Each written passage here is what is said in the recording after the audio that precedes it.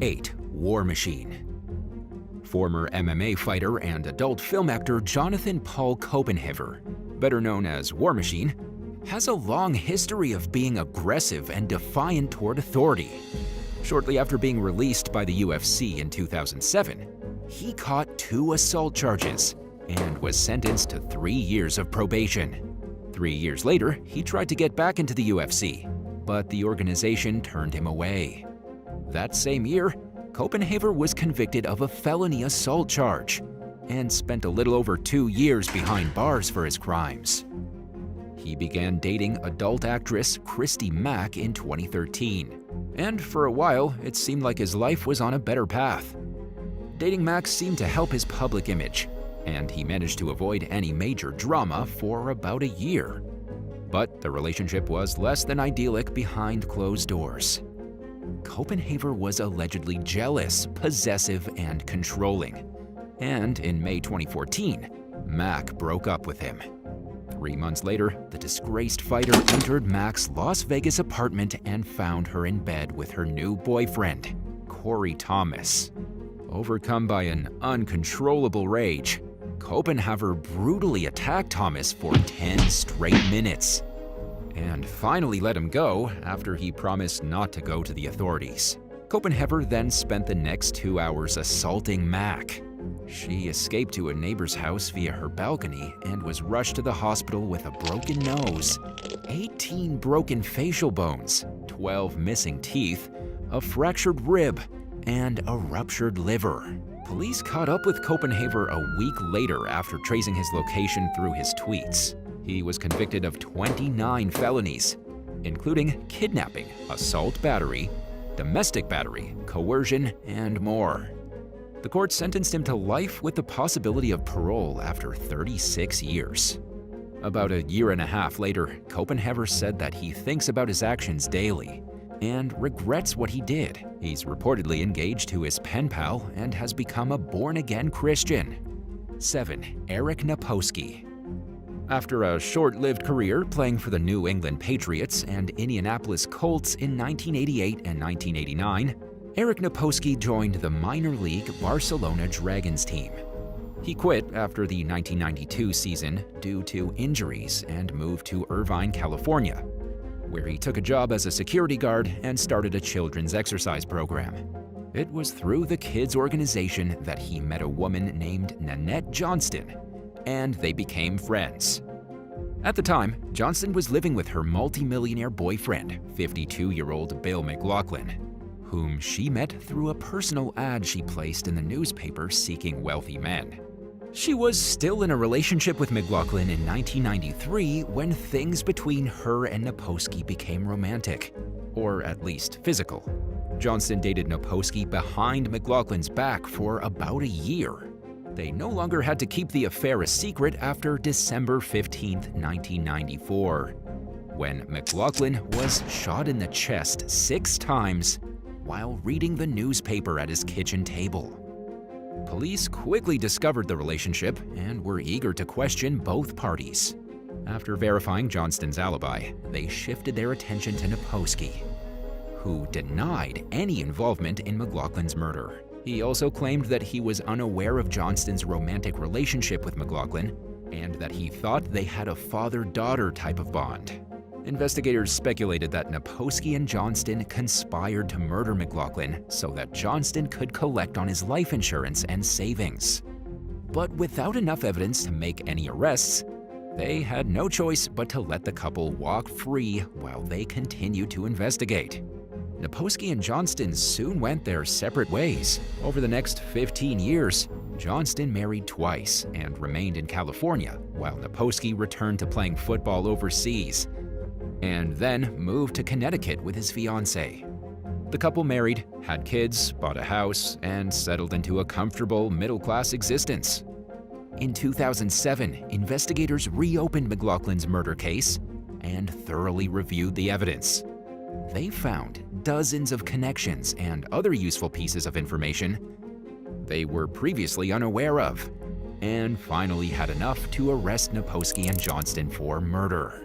Both defendants were found guilty of first-degree murder and sentenced to life without parole. They continue to maintain their innocence from behind bars while pointing the finger at each other for the crime. 6. Michael Jace. Michael Jace's professional acting career began during the 1990s with occasional appearances in popular shows and movies like Law & Order, Star Trek, Boogie Nights, Forrest Gump, and Tim Burton's Planet of the Apes remake, just to name a few. His career continued on an upward trajectory, and he eventually landed a leading role as Officer Julian Lowe on the FX drama The Shield. But the New Jersey native found himself in the exact opposite shoes of a police officer in 2014, when law enforcement received a call about a domestic violence incident at his home in the Los Angeles suburb of Hyde Park. After the first call, which was placed by someone else, Jace dialed 911 and said to the dispatcher, "I just shot my wife." Officers arrived at the scene to find 40-year-old April Jace dead from gunshot wounds. Under questioning, Michael Jace admitted to shooting his wife during an argument that broke out after April said she wanted a divorce. Their 2 kids were in the room when the crime occurred. Jace insisted that he never meant to kill April, but that he was trying to inflict pain when he shot her, and that he had aimed for her leg. But she was shot 3 times, leaving detectives highly skeptical about Jace's claims that her death was an unfortunate accident. The court found him guilty of second-degree murder in 2016 and imposed a sentence of 40 years to life behind bars. He'll become eligible for parole in 2034 under California's elderly parole program at the age of 72 years old. At his sentencing, Jace apologized to April's family, but her mother had no interest in his expressions of remorse and walked out of the courtroom during his statement. 5. Ryan Grantham. Canadian actor Ryan Grantham was just a kid when he landed his first major role in Diary of a Wimpy Kid. In more recent years, he scored small roles in Supernatural and Riverdale. His life took a wildly unexpected turn in March 2020, when he approached his mom from behind while she played the piano at her home in British Columbia and shot her in the back of the head with a .22 rifle. Shortly after the murder, Grantham made a GoPro video admitting to the crime and showing her dead body. The situation got even weirder the next morning, when Grantham covered his mother's body with a sheet, surrounded it with candles, and hung a rosary from the piano. He loaded his car with guns, ammunition, and Molotov cocktails and began driving east towards Ottawa, where he planned to assassinate Canadian Prime Minister Justin Trudeau. At some point along the drive, Grantham decided that he would commit a mass shooting instead. He considered carrying out the crime at his college, Simon Fraser University, or on the Lionsgate Bridge in Vancouver. Thankfully, the disturbed young actor ultimately decided to turn himself in to the police, and no more lives were lost. He reportedly told authorities that he killed his mom to spare her from the fallout of the violent crimes he planned to commit afterward. Grantham was convicted of second-degree murder, which comes with an automatic life sentence in Canada. He'll be eligible for parole after serving 14 years. 4. Kaylan Walker. In 2018, Kaylan Walker earned a reputation as a talented up-and-coming actor for his role as gang member Juju in the Superfly reboot. The gig came on the heels of his role in the 2017 movie Kings, which he starred in alongside Halle Berry and Daniel Craig. Unfortunately, Walker's path to success took a hard left turn, just as it seemed like it was starting to take off. The same year that Superfly was released, authorities connected him to a series of assaults against young women that began in 2013 and arrested him on a slew of charges. Prosecutors claimed that Walker targeted his victims on social media. He deliberately sought out aspiring models and other attractive women and promised them professional opportunities and to introduce them to celebrities. Once he got them alone, he brutally assaulted them, ignoring their commands to stop what he was doing. During During the trial, Walker's lawyer Andrew Flyer argued that the victims were lying as part of a revenge campaign against his client. He claimed the women were angry because they had fallen for Walker's BS. In other words, Flyer readily admitted that his client was a manipulator, but denied that Walker took his behavior to a criminal level. Walker was convicted of multiple different assault charges in late 2022 and received a sentence of 50 years to life. In a statement to USA Today, Flyer expressed disappointment at the sentence and made it clear that his client maintains his innocence. He claimed that Walker didn't get a fair trial, that his client was portrayed as a monster, and that many important issues were excluded by the court.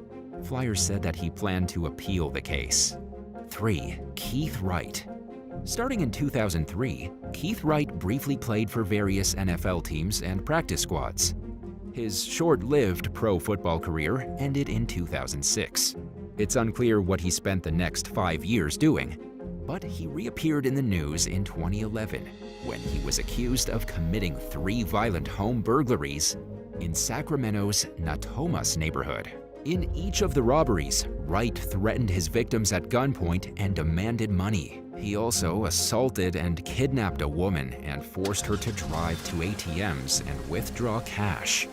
Authorities began to suspect Wright of committing the home invasions after he exchanged some rare foreign currency that was stolen during one of the burglaries.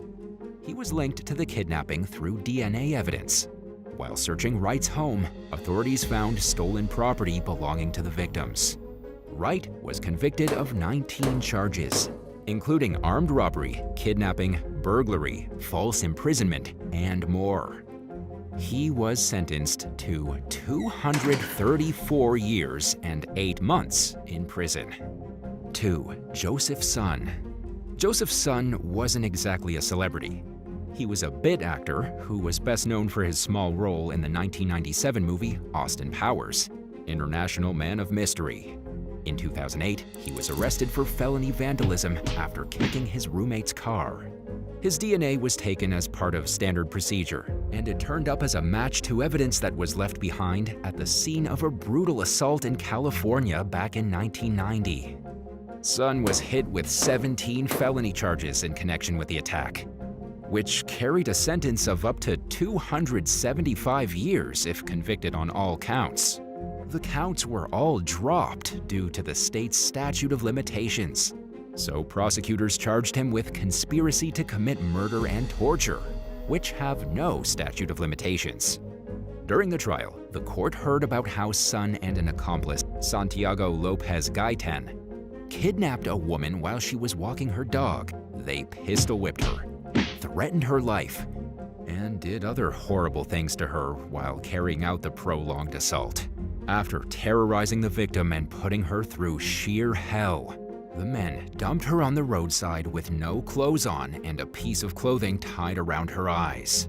Gaitan took a plea deal and admitted to kidnapping and multiple assault-related crimes in exchange for a sentence of 17 years to life. Sun also pleaded guilty to a laundry list of charges, including torture, and was sentenced to life. In October 2011, Joseph Sun was accused of murdering his cellmate, Michael Thomas Graham. He was charged with murder, but pleaded guilty to voluntary manslaughter and received a 27.5-year sentence. 1. Tim Norman. St. Louis-based restaurateur Tim Norman became a reality star in the series Welcome to Sweetie Pies, which documented the operations at his family's soul food restaurant. In 2016, around 5 years after the show's first season aired, Norman's nephew, 21-year-old Andre Montgomery, was shot dead while out in public. 4 years later, in 2020, federal authorities charged Norman with Montgomery's murder. Prosecutors accused him of fraudulently taking out a $450,000 life insurance policy on his nephew with the help of a crooked insurance agent named YL Wally Rebhi Yagnam. Norman allegedly arranged to have Montgomery lured to a specific location, where another accomplice, Travell Anthony Hill, fatally shot the young man. Hill pleaded guilty to murder and received a 32-year prison sentence. A woman named Tanisha Ellis admitted that Norman paid her $10,000 to track the victim's whereabouts and was sentenced to 3 years behind bars for her role in the crime. The insurance agent, Yagnam, received a 3-year sentence for helping Norman apply for the fraudulent policy and file a claim on it. Norman maintained his innocence despite the confessions of his co-conspirators. He was convicted of conspiracy to commit murder for hire, and conspiracy to commit mail and wire fraud. The court sentenced him to life in prison despite his mother's plea for leniency.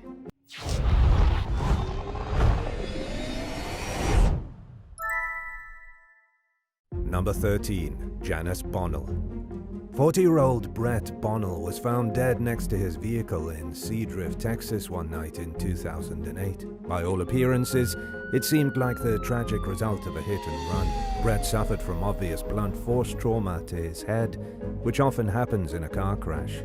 But investigators found no evidence of a collision with another vehicle, and the positioning of Brett's body and belongings were inconsistent with the features of the usual car crash scene. Investigators started to suspect foul play, and their suspicions were raised further when they discovered that a series of tragedies had befallen the victim in recent years. Their focus soon turned to Brett's wife, Janice. The couple met in the early 2000s while working at a Walmart in Indiana. After marrying, they went into business together, but they failed to turn it into a profitable enterprise. Around the same time, bad things started happening to Brett. In 2005, before the couple moved to Texas, their house burnt to the ground. A week later, the mobile home they were living in was also set on fire, and not long after that, Brett became seriously sick with what his friends suspected was deliberate food poisoning. Police received several tips from people claiming that Janice's sister, Betty, was somehow involved in the man's death. After discovering some warrants out for Betty's arrest in connection to unrelated cases, officers took her into custody and threw her in jail, where she languished for a week before deciding to reveal what she knew. Betty said that Janice called her in the middle of the night, asking her to come over. When she got there, Brett was already dead. His lover had beaten him in the head with a baseball bat and needed to get rid of the evidence. The sisters decided to stage a hit and run, hoping law enforcement would be none the wiser about what actually happened. During questioning, Janice admitted to killing her husband. She claimed Brett was bipolar, unmedicated, and very abusive. His daughter from a previous marriage who lived with the couple told a different story. She saw Brett as a father figure and had only good things to say about the man. A closer look at the couple's finances revealed that Janice had squandered Brett's 401k and inheritance. She was also quick to ask about his life insurance policy after his death, leading investigators to believe she was responsible for the mysterious fires that destroyed her and Brett's previous homes. Janice failed to collect insurance money in those cases and allegedly killed her husband as a backup plan. She's currently serving a 45-year sentence for murder with eligibility for parole after 22.5 years behind bars. Betty was also charged for her role in the crime and served 18 months for tampering with evidence. Number 12. Lucy Ashton. In 2020, during a morning bike ride in the English village of Sefton, Jenny Dowd was fatally run down by a Ford Focus. The 31-year-old, who proudly worked for the country's National Health Service, was then rushed to the hospital. In the meantime, police were able to track down and arrest 24-year-old Lucy Ashton, who was accused of hitting the victim and leaving her for dead after driving away. Dowd spent 9 days clinging to life before finally succumbing to her injuries.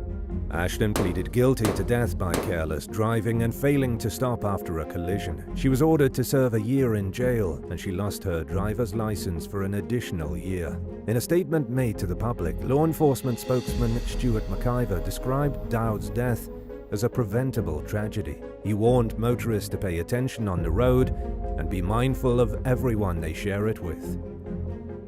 Number 11. Christina Marie Carroll. 57-year-old Kevin Allen Doherty was moving along the road in his motorized wheelchair in Florence, Alabama one evening in 2017 when he was suddenly struck by an SUV. By the time first responders got there, though, the driver was already long gone.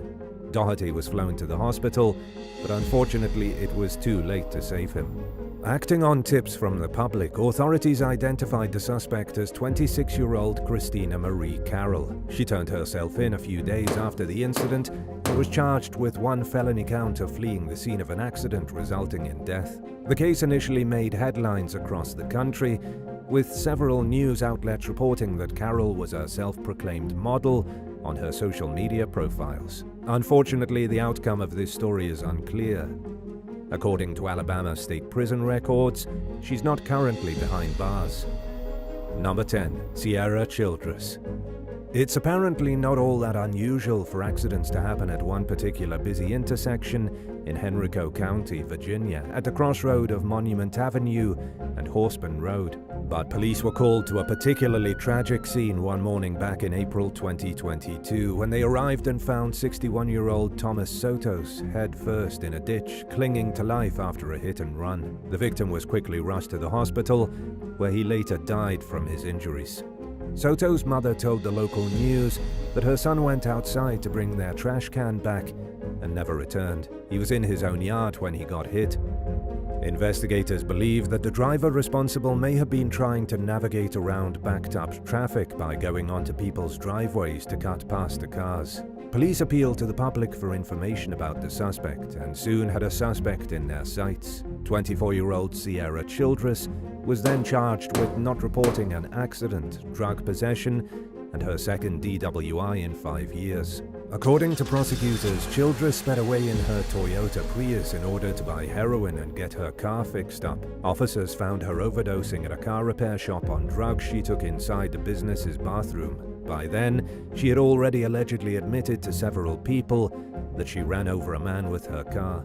Childress pleaded guilty to a misdemeanor DWI, one count of felony failure to stop at the scene of an accident with injury, and felony involuntary manslaughter. Her next court appearance is scheduled for April 2023, where she'll receive her sentence. Number 9. Jesse Hodge. Dwight Woods was simply passing through Lenoir City, Tennessee early one morning on his motorcycle while on his way to St. Louis when a BMW rammed into his bike. The offending vehicle then continued to drive for another 300 yards, 274.3 meters, with the motorcycle stuck to it before finally coming to a complete stop. Instead of sticking around and waiting for police to get there, the BMW fled the scene and the driver didn't call 911. This inaction resulted in Wood's tragic death. Shortly after the accident, police tracked down the hit-and-run driver, 31-year-old Jesse Hodge, and took her back to the scene. The crash happened in 2021, but remains unsolved as of 2023. In late 2022, a Knox County grand jury indicted Hodge on charges of vehicular homicide, leaving the scene of an accident and following too closely. She pleaded not guilty, but it's unclear what happened afterwards.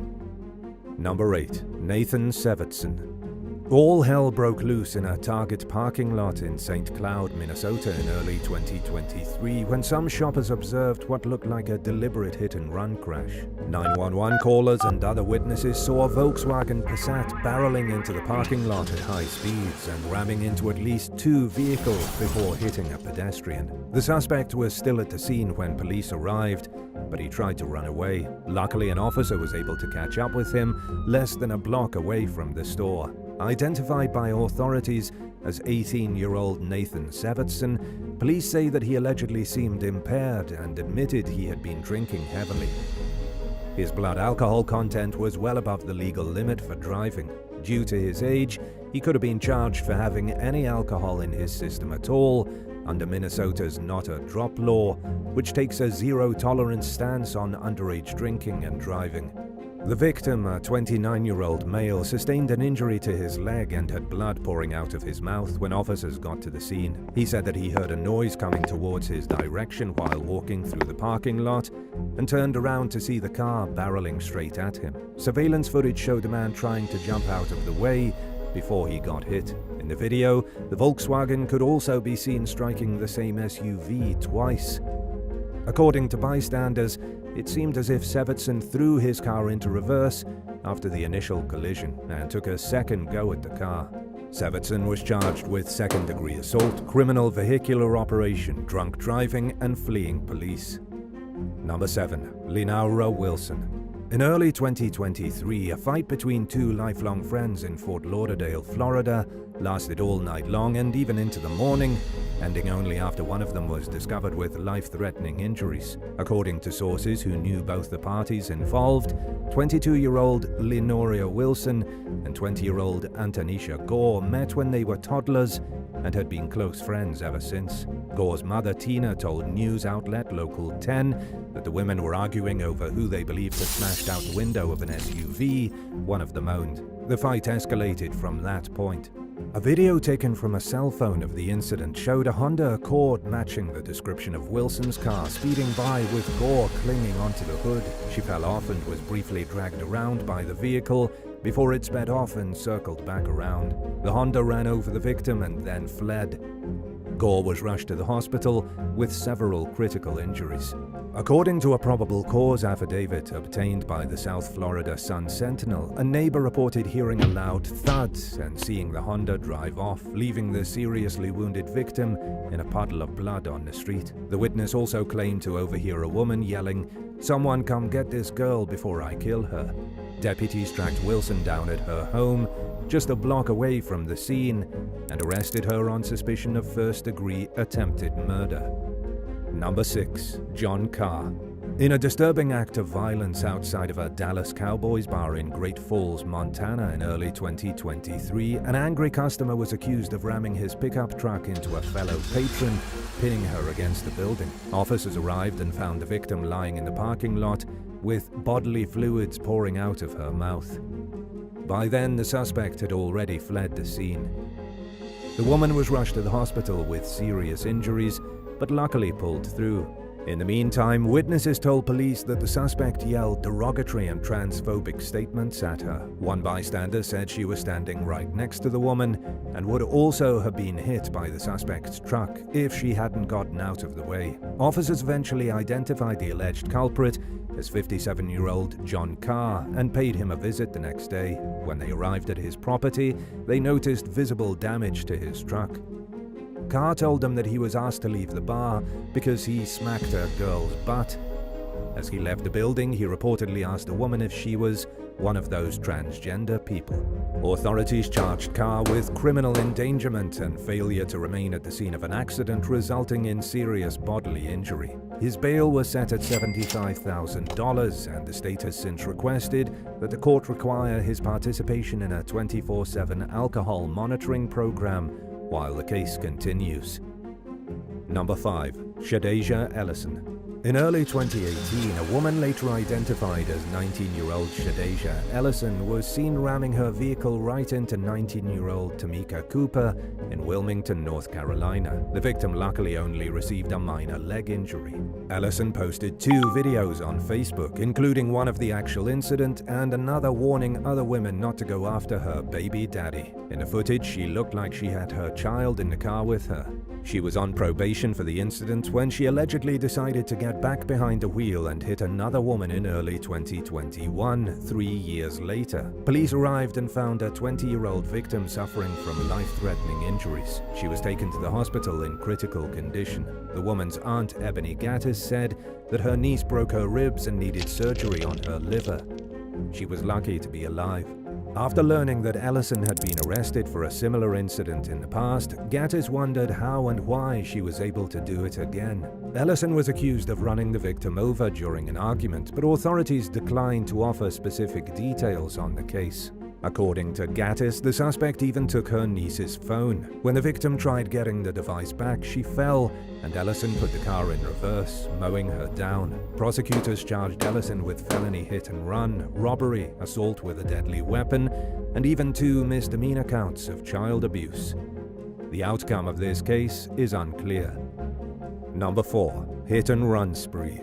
In 2022, 32 total pedestrians were killed in hit-and-run accidents in Philadelphia, over 3 times the number of fatalities from 3 years earlier in 2019, and a 50% increase from 2021. The problem only seems to be getting worse, and sadly, the vast majority of perpetrators seem to get away with their crimes. According to the Philadelphia Inquirer, police have only made arrests in about half of the fatal hit-and-run crashes since the pandemic started. In one particularly disturbing series of events in late 2022, a woman struck a 51-year-old man on a scooter with her blue Mustang outside a casino. She completely shattered his leg. She then struck 3 vehicles near the casino's valet parking lot, including a car with a 48-year-old woman inside who suffered minor injuries. The erratic driver sped off quickly but didn't get far before hitting a 53-year-old man while he was on his bicycle. He was injured but stable when he got to the hospital. The 4th victim, Roland Darrell White, was not as lucky as the others. He died from his injuries. Shortly after hitting him, the suspect ditched her vehicle and escaped on foot. Like many other hit-and-run suspects, she remains at large, and no arrests have been made. Number 3. Vincent Jean. In 2022, after getting into an accident in Elizabeth, New Jersey, 23-year-old Morgan Scott got out of her car, expecting to have a civilized conversation with the other driver involved. When she realized he was trying to leave the scene, she pulled her phone out and started snapping photos of his SUV so she could help police identify him. He apparently didn't like this very much, so he began driving straight toward the young woman, who tried running into someone else's yard to avoid getting hit. The driver rolled up onto the lawn and hit her, then threw his vehicle into reverse, backed up, and barreled forward, striking her for the 2nd time. According to witnesses, he hit Scott 3 times total before fleeing the scene. Scott was rushed to the hospital with serious injuries, including a broken femur, broken ribs, a lacerated liver, a fractured back, and road rash on 60% of her body. She faces a long road to recovery, but is lucky to even be alive. Police later located the suspect, 56-year-old Vincent Jean, sitting in his damaged vehicle nearby. He was charged with attempted murder, aggravated assault, assault by auto, leaving the scene of a motor vehicle accident with serious bodily injury, endangering an injured victim, and possession of a weapon for an unlawful purpose. According to law enforcement, Jean claimed he didn't see the victim in front of his car and that his vehicle slipped. But this wasn't the first time he was charged with using his car as a weapon. In 2007, Jean was accused of ramming a pickup truck into someone sitting on their motorcycle in a Wayne, New Jersey parking lot. Jean pleaded guilty to aggravated assault causing severe bodily injury in connection with the previous incident. The recent case is ongoing. Number 2. Dean Twain Mitchell. In 2015, police in Pensacola, Florida, got a call about a man creating a disturbance at his ex-girlfriend's house. By the time officers got to the scene, the suspect, Dean Twain Mitchell, had left. He had a warrant out for his arrest in connection to an unrelated incident, so Officer Mark Norman went out looking for him. He found Mitchell sitting in the passenger seat of a car with another man outside a motel nearby. As Officer Norman approached him, Mitchell ordered his friend to drive away. The friend refused though, so Mitchell shoved him out of the car, got into the driver's seat himself, put the vehicle in reverse, and stepped on the gas. He backed into Norman's cruiser, then changed direction and drove straight toward Norman and another officer, Sarah Barbosa. Both cops fired at the vehicle, which hit a wall and quickly sped out of the parking lot. Officer Barbosa fell while moving out of the way and hit the back of her head, leaving her with some minor injuries. Mitchell eventually ditched the car and attempted to escape on foot, but was soon captured. He's now serving a 12-year sentence for assault on a law enforcement officer, carjacking, resisting arrest without violence, leaving the scene of a traffic accident, fleeing and eluding police, and driving without a license.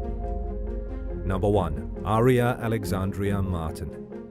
Simon Wong heard some commotion coming from outside his apartment in Mission Viejo, California, so he went over to the window. Looking out, he saw a Nissan Rogue recklessly crashing into parked cars, including his own SUV. He started recording on his phone and went outside with the camera still rolling, only to become the erratic driver's next target. After narrowly avoiding getting hit, Wong later told local news station KTLA that he was worried for his safety and the safety of others, but there was little the bystanders could do besides helplessly watch on as a woman behind the wheel screamed insults at them.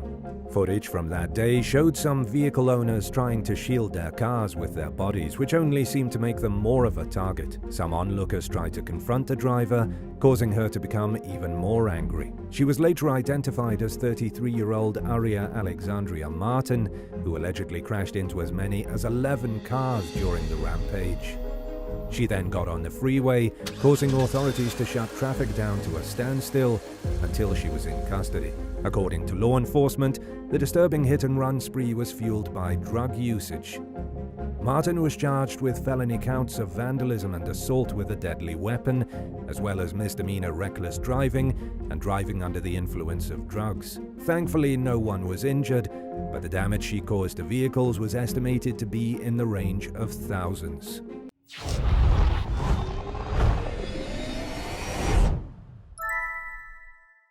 Number 11. Crystal McReynolds.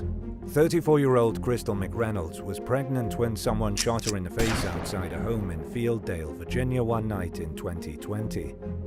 A responding lieutenant found her on the porch and talked to her while waiting for paramedics to arrive. Crystal identified 35-year-old Thomas Christopher McDowell as her shooter and confirmed his identity in a photograph obtained by the lieutenant. She was rushed to the hospital, where she died from her injuries. According to police, the house where McReynolds was shot was known for drug activity and was also the location of a previous homicide. McDowell pleaded guilty to second-degree murder and was sentenced to 38 years in prison, followed by 10 years of supervised release. It's unclear whether he was connected to any of the ongoing problems at the residence where the crime occurred. Number 10. Antonella Falcidia. Upon arriving home in Catania, Italy from his job as a surgeon one night in 1993, Vincenzo Morici discovered the brutally slain body of his wife, a medical doctor named Antonella Falcidia. Years went by without any leads as to who her killer might be. In the days leading up to the murder, Falcidia had received numerous silent phone calls and an anonymous letter warning her to be careful of her son, but the source of the bizarre harassment was never discovered, and it wasn't until 2006 that investigators discovered a new clue that would lead the case in a whole new direction. Using new imaging technology that wasn't available at the time of Falcidia's murder, experts digitally enhanced an image of a bloodstain found at the scene. It appeared to contain the letters ENZ, which detectives theorized was written in a desperate attempt to identify the killer. They also believed the letters represented part of her husband's shortened name, Enzo. Prosecutors charged Morici with his wife's murder for the first time in 2007. He was acquitted, but the court tried him again, and the outcome was the same. After a third attempt at prosecuting Morici failed to secure a conviction, he was officially exonerated of the crime. But the bloodstain has left many wondering if Antonella was truly trying to tell the world who her killer was, and if so, who that person is. Unfortunately, the 30-year-old case remains unsolved. Number 9. Remy Lee. When first responders in Paterson, New Jersey asked a dying expectant mother who her shooter was, she mustered up enough strength to tell them that her baby's father was responsible. 31-year-old Remy Lee was found outside her apartment complex, where authorities alleged that 30-year-old Donqua Thomas waited for up to 2 hours until the victim arrived home. The killer ambushed Lee with multiple gunshots as she got out of her car and left her to die in the parking lot. In addition to telling emergency personnel who had shot her, Lee identified the shooter as Quay to witnesses who asked before responders arrived. She was rushed to the hospital where she gave birth to a baby before succumbing to her injuries. Thomas was apprehended after a brief manhunt and was charged with first-degree murder and being a felon in possession of a firearm. Shortly after his arrest, it was revealed that he could face a minimum of 30 years in prison if convicted of the murder charge. The current status of the case is unclear. During one of Thomas's first hearings, his lawyer told the judge that there was no history of domestic violence between his client and the victim, and claimed that the defendant had no reason to want to harm Lee. It did little to sway the judge, who ordered Thomas held without bail pending the outcome of the case. Number 8. Lizette Cuesta. On what started out as a normal night in 2018, 4 UPS workers discovered 19-year-old Lizette Andrea Cuesta clinging to life as she lay bleeding along a remote road in San Jose, California. The young woman had gathered the strength to crawl to where passing drivers would notice her after being stabbed multiple times and thrown out of a vehicle. Cuesta fought to stay alive long enough to tell authorities that her co-worker, 19-year-old Daniel Gross, was responsible for attacking her. She died several hours after she was found. Her ability to identify her attacker enabled police to catch up with the suspects before they destroyed critical evidence related to the case. In a jailhouse interview with local station KTVU, Gross told reporters that he just snapped and that he acted in self-defense when Cuesta elbowed him. He claimed that he used a knife he had given Cuesta for protection to carry out the crime, and that he had an intimate encounter with the victim in the back seat, while his fiancée, 25-year-old Melissa Leonardo, drove. Just 3 months after the killing, Gross pleaded guilty to murder. Leonardo was also charged with murder, but the outcome of her case is unclear. Number 7. Matthew Pike. In 2008, a German office worker named David Heiss met a young British woman named Joanna Witten on a gaming website and became obsessed with her.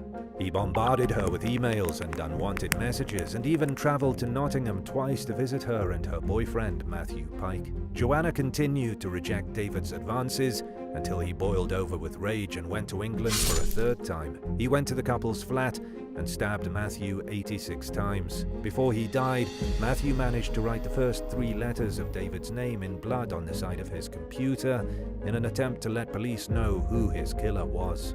British authorities charged David Heiss with murder. During his trial, he claimed that he stabbed Matthew in self-defense and that he didn't mean to kill him. As you can probably imagine, the court found this incredibly difficult to believe given the excessive nature of the attack and David's clear obsession with Joanna. He was found guilty and received a life sentence with a minimum of 18 years. Number 6. Corianna Hines. When police arrived at an apartment in Birmingham, Alabama to find 24-year-old Corianna Chantrice Hines dying from a gunshot wound in early 2023, it was unfortunately too late to save her life. The shooter had barged into the apartment and opened fire on Hines, who was pregnant at the time, and 2 young girls who survived with injuries. Before Hines passed away, she identified her boyfriend, 34-year-old Andrew Horace Goldsmith IV, as the gunman. Authorities launched a manhunt and issued a capital murder warrant against the suspect, who quickly made it onto the state's most wanted list. Goldsmith had previously faced 2 capital murder charges and 2 attempted murder charges in an unrelated case back in 2017, but was acquitted. About a week after Corianna's murder, police spotted him at a gas station and attempted to take him into custody. He fled in a vehicle and crashed into another car and a fence before coming to a stop. Officers approached to find Goldsmith dead from a self-inflicted gunshot wound. Number 5. Wife implicates in-laws.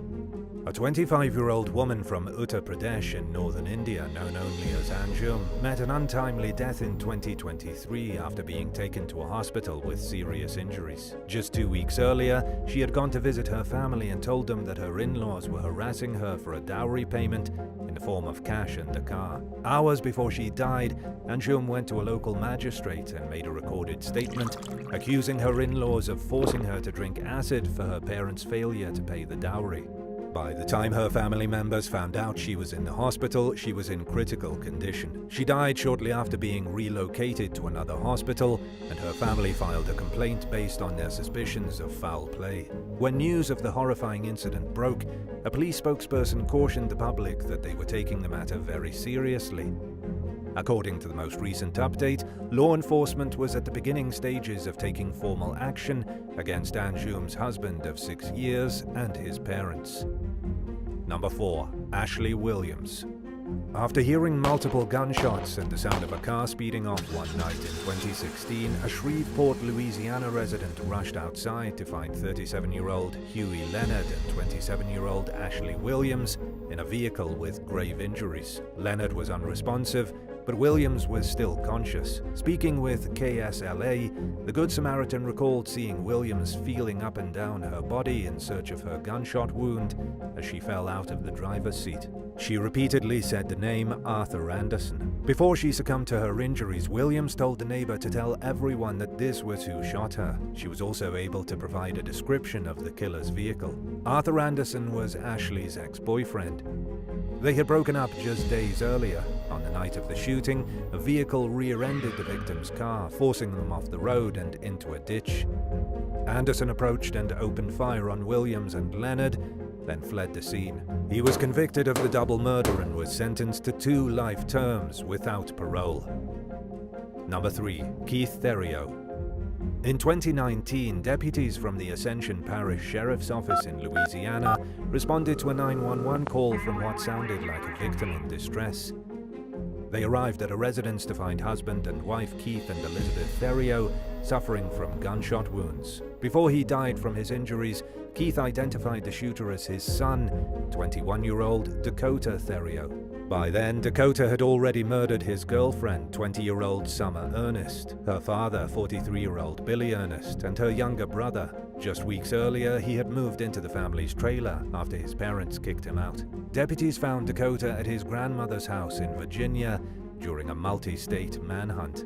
They were already at the property when he arrived and pointed a gun at them, forcing the deputies to take cover. Thankfully, he complied with their demands to drop the gun and was apprehended without incident. To avoid the death penalty, Dakota pleaded guilty to all 5 murders and received 5 life sentences. His motive for committing the brutal slayings remains unclear. Number 2. Elijah Rideau.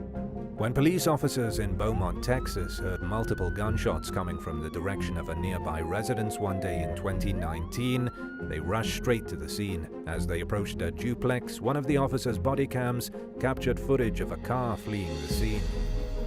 They entered the home to find 4 roommates, Elijah Isaiah Rideau, Alvin Lee Ballard, Bobby Lee Wyatt, and Shannon Christopher Sutton, suffering from gunshot wounds. An officer asked the men who shot them, and Rideau yelled out the name of a 5th roommate, Lively Stratton Jr. During his trial for the quadruple murder, Stratton argued that he shot the victims in self-defense. The night before the shooting, he and a woman who also lived at the duplex went to a nearby motel because the gas and hot water had been turned off. When they returned, they found the locked door to Stratton's bedroom kicked in and some of his belongings missing. Stratton claimed that when he confronted his roommates, they cornered him in a room, causing him to fear for his life, and that he had only brought a gun to the residence for that exact reason. He said he didn't call the police because he feared being treated like a criminal, and that he thought it was reasonable for him to fire 11 shots. Prosecutors described the incident as an execution, noting that the locations of some of the gunshot wounds weren't indicative of the men charging at Stratton in a threatening manner. The jury convicted Stratton of capital murder, which carries an automatic life sentence in the Texas prison system. Number 1. Amina Saeed. On New Year's Day in 2008, a taxi driver named Yasser Saeed shot his daughters, Amina and Sarah, and abandoned his cab in Irving, Texas. Amina dialed 911 and told the operator that her father had shot her and she was dying. By the time police arrived, both she and Sarah were dead. The media dubbed it an honor killing after learning that Yasser killed his daughters over the lack of complete control he had over their lives. He had recently discovered that Amina was dating outside the family's Muslim faith and had convinced the sisters and their mother to return home after they fled, promising that things would be different. Over the years, Yasser had told his daughters that they would be forced into arranged marriages in Egypt as soon as they became adults. They had virtually no freedom, and he watched their every move. In reality, his possessive behavior had nothing to do with his faith. He wasn't known to be an overly devout Muslim, and his actions were driven by his own dysfunction. And, as many Muslims pointed out after news of the case broke, only radicalist interpretations of Islam promote violence. Law enforcement searched high and low for Yasser for the next 12 years while repeatedly hitting dead ends. They came very close to capturing Saeed at an apartment complex in Texas in 2017, but he fled the moment he realized they were onto him. In 2020, the FBI began surveilling a home in Justin, Texas, where Yasser's son, Islam, and his brother, Yasin, were living. Agents noticed movement inside the house even when Islam Islam and Yasin weren't there, giving them cause to raid the house. Sure enough, they found Yasser. Islam was sentenced to 10 years in prison for raiding his father's life on the run, and Yasin received a 12-year sentence for the same charge. Saeed was found guilty of murdering his daughters and was sentenced to life in prison without parole. Thanks for watching. Would you rather live with never having answers about a loved one's suspicious death, or find out that someone you care about disappeared voluntarily and was alive and well after spending years worrying about them and looking for them? Let us know in the comments below, and don't forget to subscribe. See you next time. Bye.